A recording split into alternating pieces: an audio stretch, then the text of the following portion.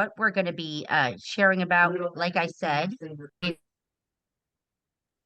it is about options, community-based options. And so Al Gals, who is a board member of MindFreedom International, is going to be sharing about different options that we would refer to Soteria House, healing homes, and open dialogue. And this is something that goes against, not exactly against, but it should be valued the very same as what the medical model and the current treatment system is giving, because as Jim is going to share a little bit about, our recovery rates, our wellness rates have dropped significantly since we don't have a voice at the table. The heart has left healthcare in every single way, and they've killed compassion. So how would they actually expect us to emotionally feel better when we're not even being treated as humans? And so this is a firsthand perspective. It's a lot of peer programs. We're going to have Laura Rose from Oregon sharing about Peer Galaxy, an incredibly just empowering, encouraging, phenomenal resource for the entire community. But I see that as a template that we should all be wanting to be having, is these greater communities. We're also going to be, I'm going to be sharing about the future of Mind Freedom and some of the options-based programs we're going to be developing, supporting, and facilitating others to create their own. But I'm going to hand it over to Al, and he is going to start us off with some really uh, three topic areas and programs that I think everybody should start to look into, and we can provide some resources on how to start the dialogue on these options that are needed in your communities. Okay, thank you very much, KK. And it's good to be here with all of you. So I'm going to tell you about three approaches, and they're all similar in some ways. They're all based on the idea that, people who are experiencing what we call psychosis, somehow or other, they found a way to survive. They found a way to survive and move towards healing and recovery. So it's not a good idea to understand these things as brain disorders or genetic problems or physiological problems or diseases. No, that's not a good way to understand them. It's much better to understand them as somehow, even though they're impairing and they're scary in some ways and bizarre, but this is how people are surviving, and this is how they're moving towards healing and recovery. So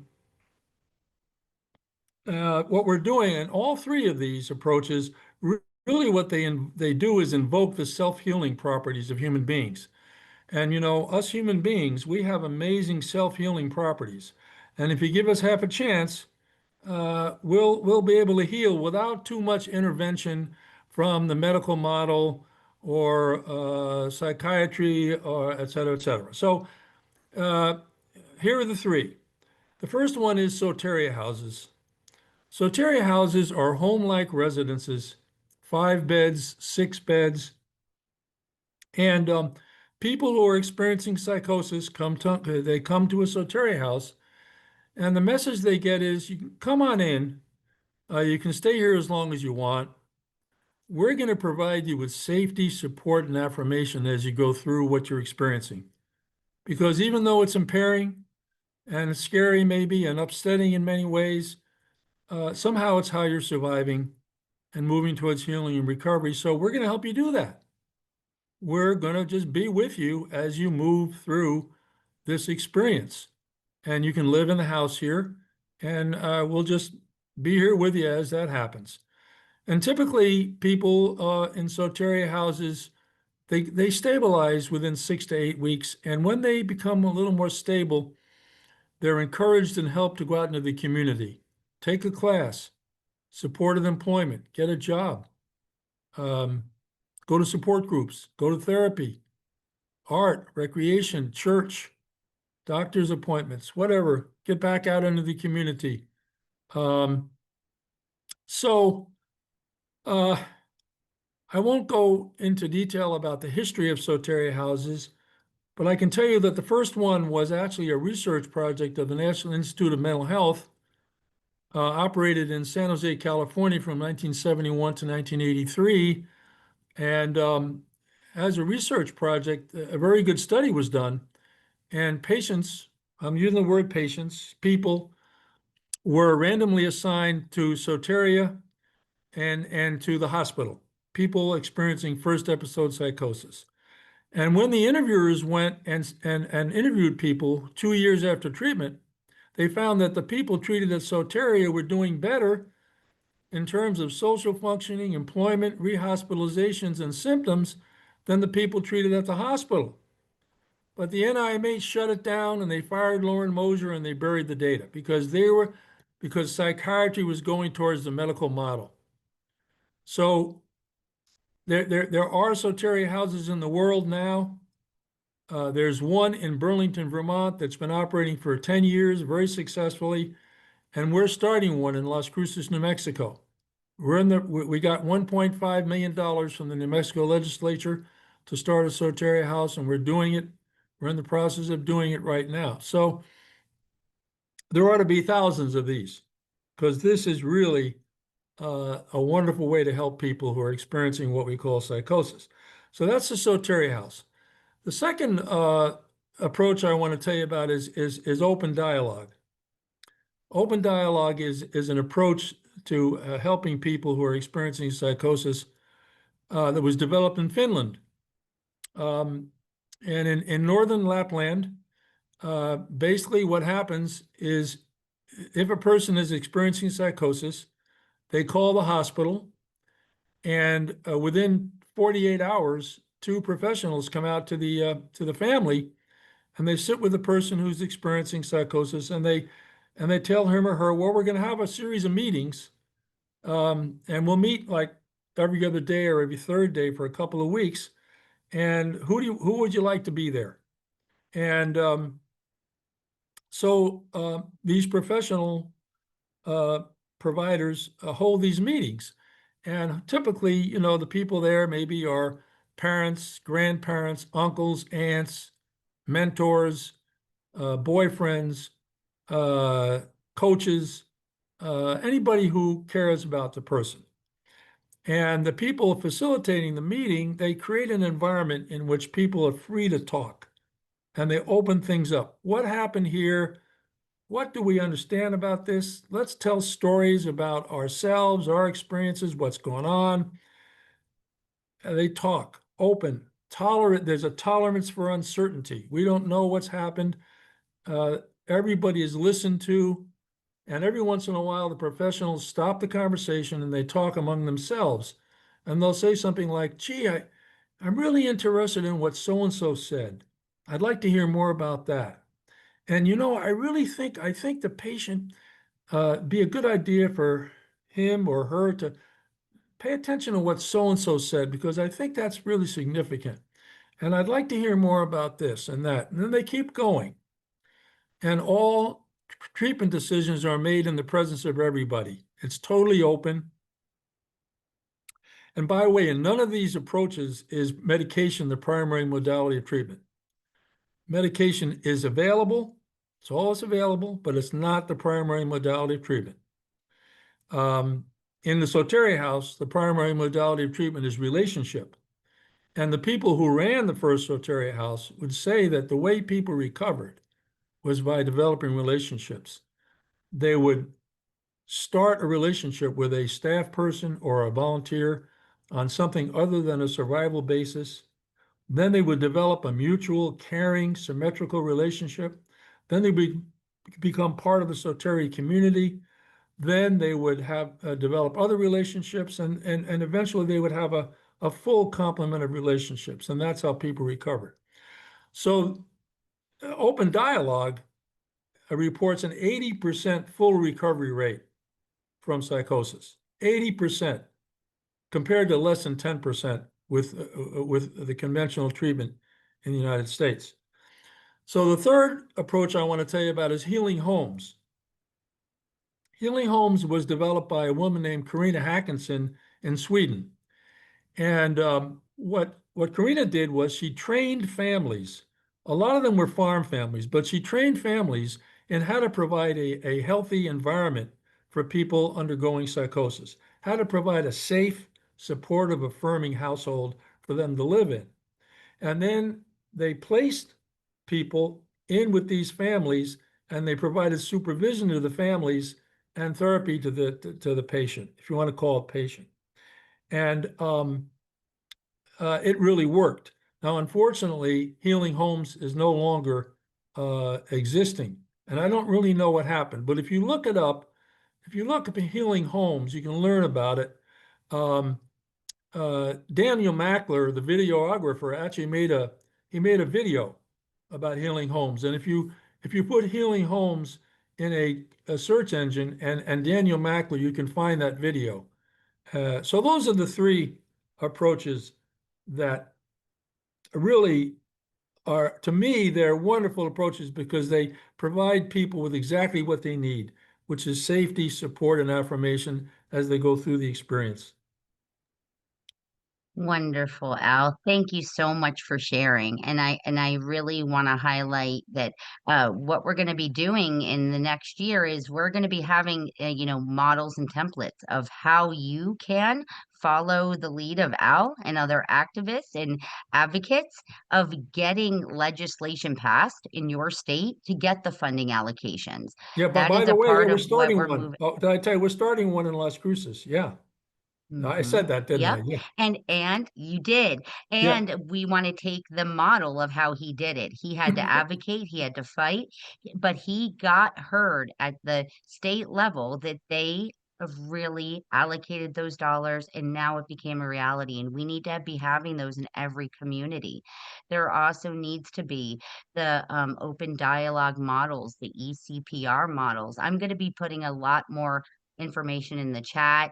I see that Judine and Jim are doing a great job as well, putting some different resources and links in the chat. But Jim, if you're available, I wanted to just leverage really quick this with some of your data from the outcomes report. And then we're going to have Laura Rose, and I have two additional people. I'm going to be sharing two other programs that the people couldn't attend tonight, but that are really pushing the envelope more towards the social model and out of the medical model with evidence and recovery capital.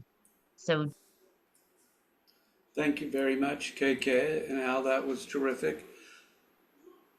I just put in the chat a couple links. The first one is the link to the report on improving mental health outcomes, and it really, I think, dovetails with what Al was saying. So, and one of the things that it does is it's got links to the actual sources. Since, if it's a book, it doesn't do the whole book, but basically the articles or a link where you can buy the book, but links to the actual sources so that people can easily check and verify that what's in it is true. And what it does is it tells a story of how counterproductive and harmful the current mental health system is. Al mentioned that the open dialogue achieved 80% recovery rate, and Soteria, really, I think you could say the same thing, and that's documented in the report. And that contrasts with a 5% recovery rate according to these studies by Harrow and Joe, which also demonstrates that if someone's keeps on the drug, the neuroleptics, which are marketed as antipsychotics, even though they don't have antipsychotic principles for most, the recovery rate is 5%. And if people get off the drugs, then the recovery goes up to 40%. Well, 40% is 8 times better than 5%, but half of 80%. So it just shows how important it is to prevent people from getting put on the drugs in the first place. And so that was one of the features of Soteria Houses, they really tried to avoid putting people on the neuroleptics, and they basically, I think, were able to do that for about 80%. So, and the other thing about the current system is the drugs are so harmful that they're reducing the lifespans by 20 to 25 years on average. And the fact that, the people aren't in an uproar over this just shows you how little people care about this group of, of people. So, or how little society cares about this group of people. So, and one of the things that is used for justifications for psychiatrically imprisoning someone, which is what really happens, instead of the euphemism of involuntary commitment, is that the suicide rate is astronomically increased when people are psychiatrically incarcerated. So the idea that you lock someone up to prevent them from harming themselves is ludicrous. So, and one of the other things that it does is that it goes into the United Nations Convention on the Rights of Persons with Disabilities, which has basically banned all involuntary or forced psychiatry. People didn't really believe that it did that, but they put out clarifications that yes, indeed, it does. That's what the Convention on the Rights of Persons with Disabilities means, the CRPD. And it was signed by President Obama, but has never been ratified by the US Senate. But around the world, it's been ratified. But not many, maybe no country has truly implemented it. So, so that's kind of the harm side and counterproductive nature side of the report on improving mental health outcomes. And then there's the second half, or the other half of it, is on these other approaches that work well, and they include the 3 approaches that Al mentioned, and other ones as well, such as one that's interesting is this the what's it called? I think that it's either the talking bench, I think, in Africa, where there's people, I think they're kind of grandmother types, that they're available on this bench, and people come and talk, and it's been very successful. And ECPR, emotional CPR, traditional therapy, psychotherapy is helpful to a lot of people. And the purpose of the report is to basically be background information for policymakers and potential funders. And so, and one of the links is the talking points that I put in. So that's a thumbnail. I think that the report on improving mental health outcomes really, I'm one of the authors, so, maybe I'm puffing, my work, but Dr. Peter Gertsch, one of the top researchers in the world, medical researchers in the world, is a co-author, and David Cohen, I think, who many people know, is as well, and a couple others. So, so the bottom line is that we know what what we're doing is harmful, and we know what should be done better. And one of the real tragedies is that we've got all these people being forced onto this very harmful and counterproductive regime, and no more than 10% of the people that are psychiatrically in prison actually meet the legal criteria for having them locked up. And in my view, no one can be psychiatrically drugged or electroshocked against their will, because under the US Constitution, the state has to prove it's in their best interest, and there's no less intrusive alternative. And if the drugs reduce the recovery rate from a possible 80% to 5%, reduce their lifespans by 20 to 25 years, how can you say it's in their best interest? And the reality is that these coercive, which really is violence against, so-called patients, is being done for the benefit of those people around them, not for the person of concern. So I think I'll end there. Thank you so much, Jim. I appreciate it. I am gonna also just kind of do a little segue really quick, because this is what we are leveraging, the new Institute for Human Community. We are going to be reintroducing WHAM, which is Whole Health Action Management. Wow, we can actually manage ourselves. Different models such as peer assistance. Why we were just talking about the great need in home health, and that there nobody can get anybody the long wait for any kind of assistance at home. And guess what?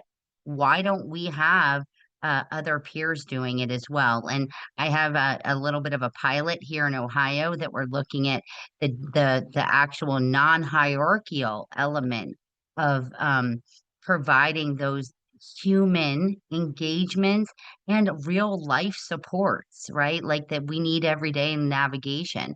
There's a lot of models, but we don't have enough space and support and leveraged information. So that's where I'm really grateful to Jim, because he really brought out the data, and we're going to be able to create some evidence-based programs. But I also wanted to just share really quick one project that I'm pretty proud of.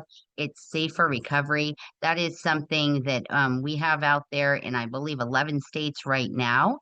And it is completely ran by individuals that are survivors, that are either identified with mental health, intellectual disabilities, any form of disability that's very misunderstood and medicalized, um, just to have that safe space to talk about the human journey. And that everything, and I think we also need to open our eyes to the over diagnosing of cross disabilities. There's been a huge increase of individuals with physical disabilities, intellectual disabilities, now all of a sudden having mental health disabilities and diagnoses. And so we really need to be aware and informed in solidarity in these programs.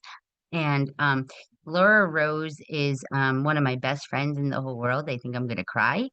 She is an absolute pure hero and icon. She has done such incredible work in our community, but also in innovation. She brought Pure Galaxy. I don't know, Laura Rose, if you're going to be able to present and share, but she is an absolute innovator, and she raises the bar. And I think that we should be really asking ourselves why we don't have these hubs all across the country. Why don't we have Mars, or what is it? We were thinking about the different names of peer universes all across the country to advocate. Yeah, effectively. But it's my honor and my privilege to have Laura Rose share a little bit about Pure Galaxy. Oh, thank you, KK. Well, it's an honor to share a little bit about Pure Galaxy for sure.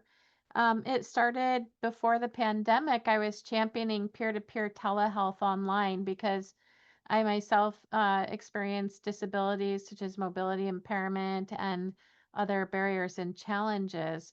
And so I wanted folks to be able to, have access to peer support, to interactive support online. And there's different varieties of the online support. So right now, like today, we're doing a Zoom meeting.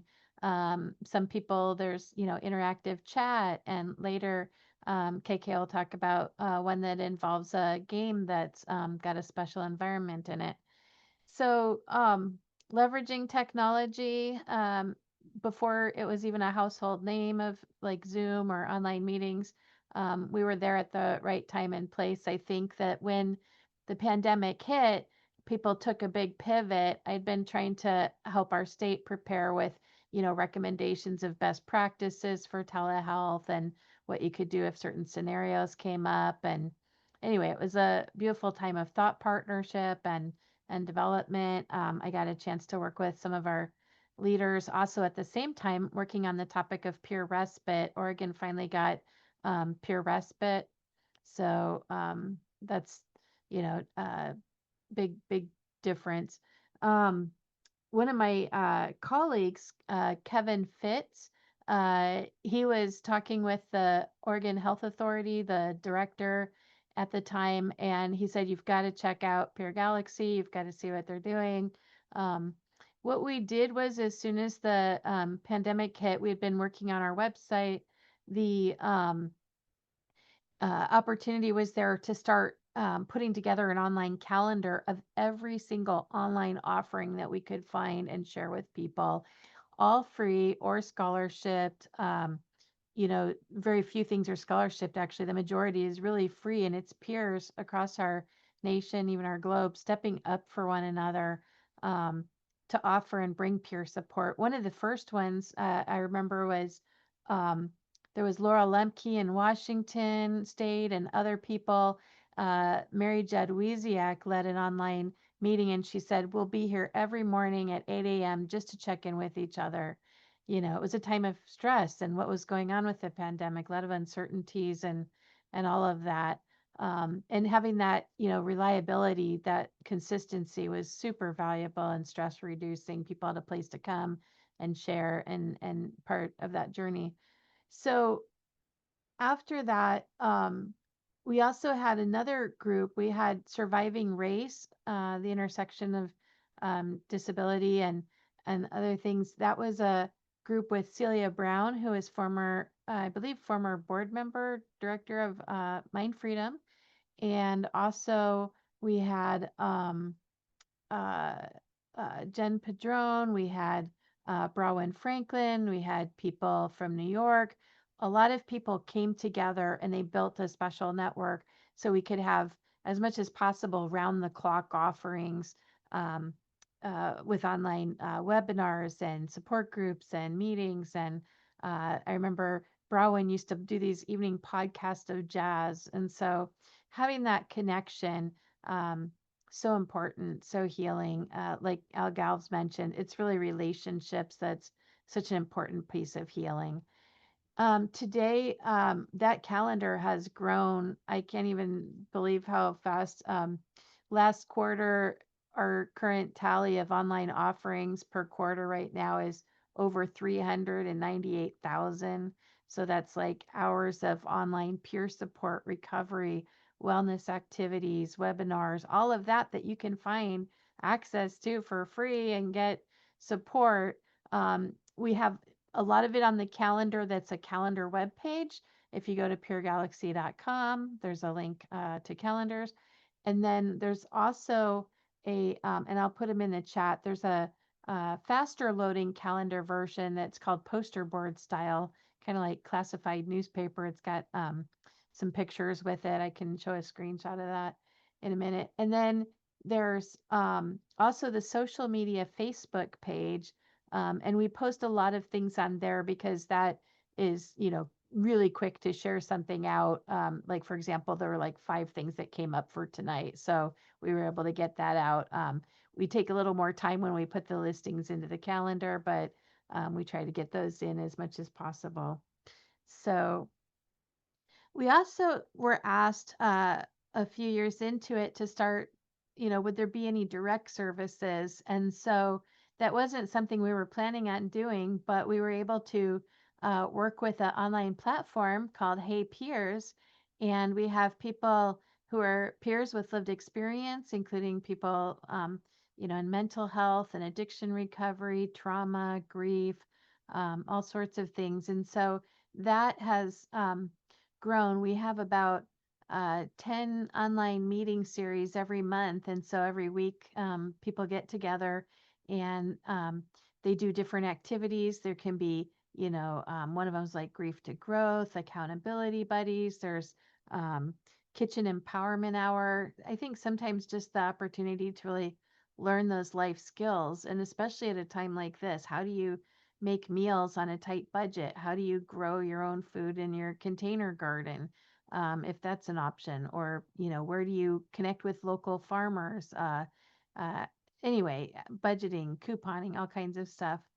Creative writing for recovery, veterans, special audiences, they call it NeuroConnect on Thursdays. So anyway, so those are some great offerings. In addition, there's other networks of offerings. We discovered one called Sharewell Now, and so it has a lot of free meetings, as well as on Hey Peers support group network. They used to be connected. It's the same organization, but Hey Peers and Support Group Central. So in addition to Pure Galaxy's offerings, there's a lot of other offerings on there for free that people can attend. Sometimes there's paid offerings on those platforms. The ones with Pure Galaxy are free, of course, but there's others out there as well. So we're excited that it's growing. We have a YouTube channel that we've made some music and songs on as well, and some instructional videos, things like that. We have a new version of the website that we're working on that will streamline it. We have sort of a version that's mostly text-based for more accessibility, and then we have the other one, which is more poster board style. And would you like me to share those, KK? That would be amazing. Okay, I see a head nod, so I am gonna pull those up here. I got two screens to pull up. Sorry for the delay. All right, so let me see if I have share screen option. Oh, it's not turned on. Maybe Susan could help with that. Thank you. Got it. Got it. All right, here we go. So this is our landing page, Pure Galaxy. If you type in puregalaxy.com, are people able to see that, KK? Not yet. It Okay. says started sharing.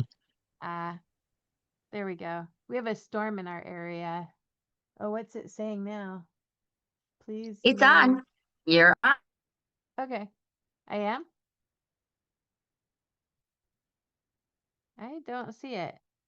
You see the screen? Yep, we see Pure Galaxy. Oh, nice. Okay, good. Well, that's Zoom.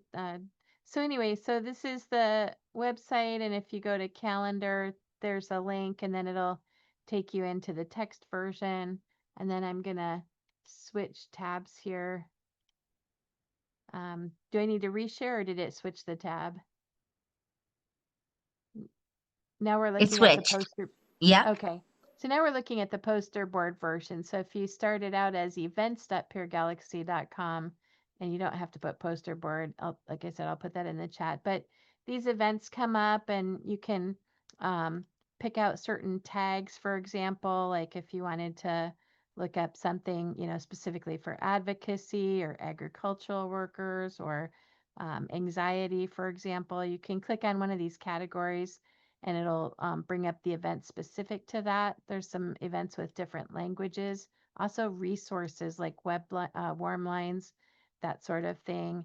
Different meeting platforms, as well as some places have other meetings in person, but Zoom and web, all of that. We also have different categories that you can look through. So these are called filters, and then we can type over here. One of the things we also list when we have opportunities are different jobs and openings. At the top, it usually starts out with a couple of hotlines, but then it moves into the online events. Once in a while, we'll have a featured event too, like we had the getting out to vote yesterday, a lot of information about that. Um, and then here's some of the meetings that we host on Peer Galaxy. So right now there's a meeting going on called Wheelie Wednesdays. And then after that, at 4, there's another one with Browen Franklin. Some might know she's with the National Coalition for Mental Health Recovery. She does a really amazing weekly meeting, both on Wednesdays and on Fridays. So you can find these meetings and much, much more on Peer Galaxy. Thanks for letting me share. Thank you, Laura Rose. I also just want to highlight that um, she has people attending from overseas. There is an overwhelming response to this. There's no barrier, guys. That right there, I think because there was no diagnosis needed, shall we say, as Right. in Clubhouse models currently now are having people, if they don't have a diagnosis, they actually now have a psychiatrist on call that they can get you a diagnosis so that you can become a member of a clubhouse. And we just really want to actually be human. Not be defined by our disability, our diagnosis, or our disorder of any type. We're all human. And so that really does lean into what the future looking forward of building those other options. I do have two other things that I would like to share with you as I wish they could have been here tonight. I'm sorry that they couldn't, but they will be presenting in the new year because I'm really, really excited to expand this dialogue. But uh, one of them is they have a program called Neurodiversity Gifts. But in addition, they have built out, and I can say that I'm very excited and proud to be a part of this. And what it is, oh, I wish I could share my screen. I might be able to put in the chat for you guys so you can have a little example. But it is peers that are working with technology to advance wellness, connection, and community in a holistic, non-judgmental way. And guess what? They're using AI. That have come together and built beautiful poetry together that's been so healing. We have come together and put the YouTube link that I put in the chat is actually a song that was written by a total of 18 different individuals coming together that had shared understanding, peers of all different variations that cross collaborated and were creative together. It's not just about support, it can be about creativity and community. Um, and so that's one thing I'm really, really proud of that we're taking a big step forward. We need to integrate the whole person and not just the medicalized, commoditized elements of our partiality. Um, and so that is a big part of what we're looking to do in the human community. Institute for Human Community is to really be able to leverage these programs that are already working. ECPR, WHAM, RAP. I know you all know what those are, right? Person-centered planning. Um, self-direction to get self-direction into all of the waivers. There is a real push for that. And it will really self-define what wellness, recovery, wholeness, and really be the driver. So if you have a provider that is really, you should never be treated in any such way. And I've heard too many stories. Why can't we create the peer programs that train providers and get them equipped and they can start their own businesses? I mean, I don't know why we're not having these innovation hubs for such a things to be the solution, not just demand um, that these coercions, these entrapments, these segregated. I don't even want to get started, but the dehumanizing, rights restricting, autonomy smashing, what they say they know what's best for us. Susan really affected my heart, and I really did a lot of research after one of our meetings, Judy's room, about providers that come into your home. And she said they had such a lack of compassion and empathy. And that is really where I started looking at how can we train um, other community members that may have an interest, maybe peer supporters or peer bridgers or others, and we all have different strengths and different, I'm not going to say weaknesses, differences, right? Just because I have a disability that may restrict one thing doesn't mean I can't support and be a support provider or a support navigator for somebody else that maybe has mobility issues. And so that's exactly what we're doing in the pilot program in Ohio is we actually are taking peer supporters that were trained as peer supporters that want to be outside the clinical diagnostic box. And we are matching them up with individuals in the community. I'm able to do this from the Independent Living Center that I'm now the executive director of. And we're supporting them in becoming independent providers, and the compassion, Susan, it's there. It's there. And we actually have a training specifically for it because it broke my heart when she shared that people were coming into their home and maybe lacked compassion. That is unacceptable, and we are not going to stand for it. We also don't want people taken out of their homes. So, advanced directives, that is a big thing that we're pushing right now. That's a part of person-centered planning. Everybody should have an advanced directive, and we're training peers, people that have done one themselves, created one, and used it as leverage. They are now facilitating and teaching others in it how to properly use an advanced directive as an advocacy tool.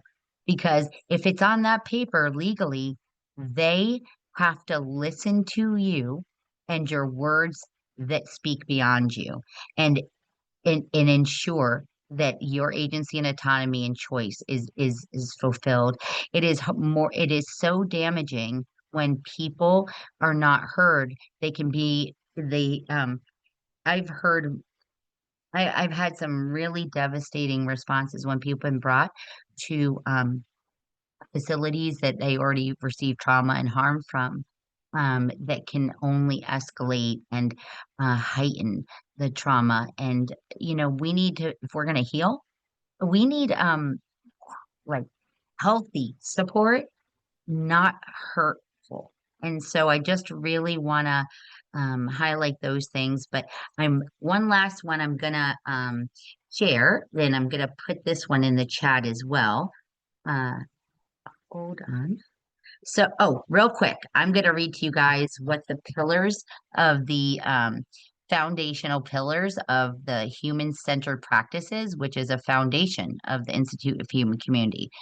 Dignity, honor, and respect driven, self-defined and designed, access of opportunity and elevation of all, strength-based, human potential vision, and culturally humble at all times.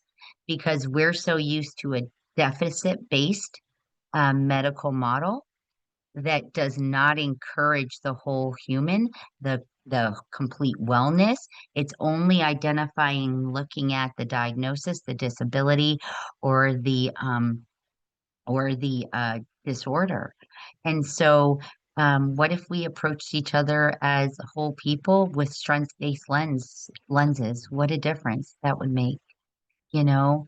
And we added, if we restored the heart into healthcare, maybe people would actually get healthy.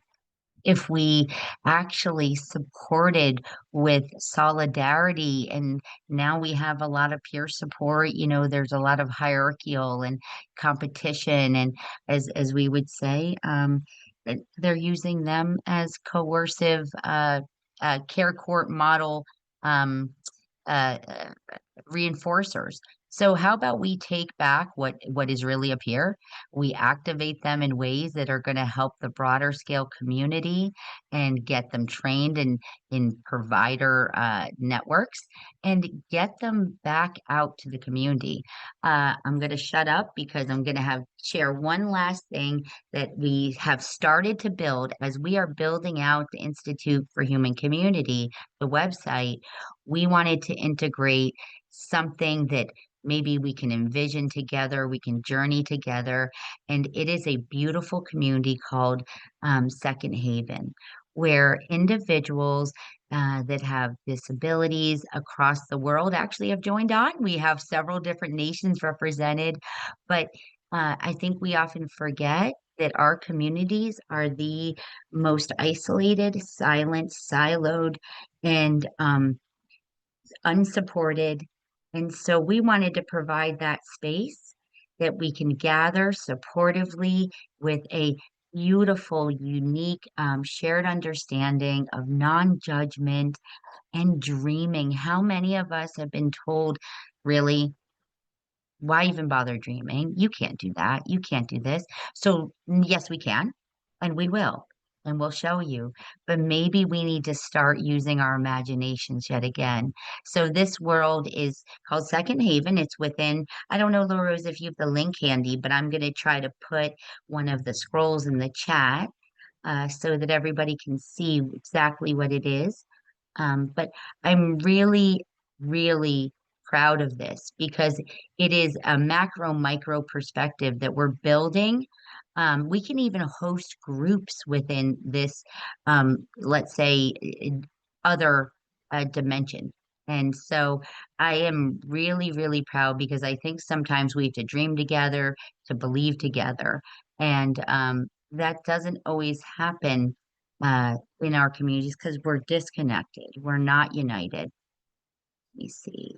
Copy image, and I'm going to put it in the chat. And maybe Laura Rose, since you already shared your screen, I'm not sure if you can share it with everybody, but you might be able to put it up on your screen.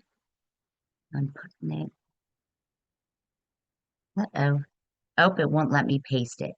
So let me save it as an image. There you go.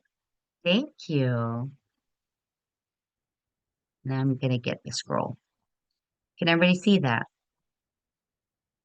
It has a Discord channel as well, so people can connect from across the world and really save as, and I'm going to save it so I can share it.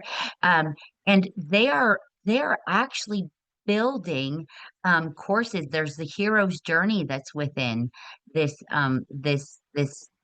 human community. And there is so many different elements to it.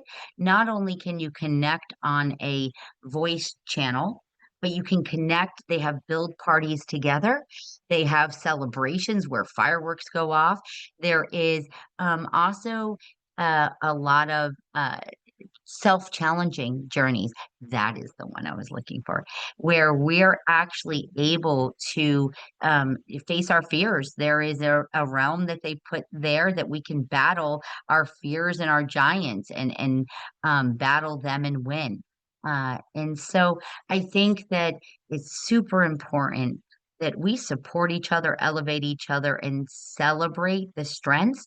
Because here's the thing, this is the bottom line for me. We know what didn't work. We know what doesn't work.